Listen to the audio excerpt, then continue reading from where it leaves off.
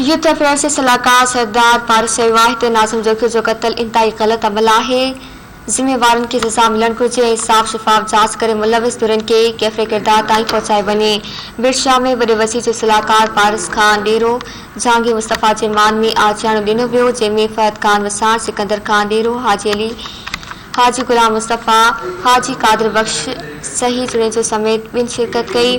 तकरीफ़ी खिताब कंदे पारस खान डेरे चयो त नाज़िम जोखी वाक़े जो पार्टी चेयरमैन पर नोटिस वरितो आहे। हिकु सवाल जे जवाब में पारस खान चयो त वफ़ाक हुकूमत महांगाई जो बम किराए आवाम जी जेल चिंबी करे छॾी आहे। मुल्क जो आवाम ॿ वेला मानी लाइ बि परेशान आहे। असीं महांगाई ख़िलाफ़ पीपी चेयरमैन बिलावल भुट्टो ज़रदारी जी हिदायतनि ते पूरी सिंध में एहतजाज करे रहिया आहियूं। संदसि चवणु हो त वफ़ाक़ी हुकूमत रोज़गार ॾियण बजाए रोज़गार खसे रही आहे। मुल्क जो आवाम हाणे वफ़ाक़ी हुकूमत जी पॉलिसियुनि खां बेज़ार थी चुको आहे। इमरान जी हुकूमत अवाम सां हिकु बि वाइदे ते अमल न करे सघी आहे।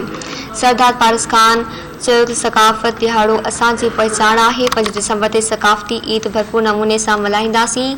सिंधी मीडिया सिंध जी सकाफ़त खे उजागर करण में बहितरीन किरदारु अदा करे रहियो आहे। सकाफ़ती दिहाड़ो भरपूर जोश ऐं जज़्बे सां मल्हाई दुनिया खे इहो पैगाम ॾियो।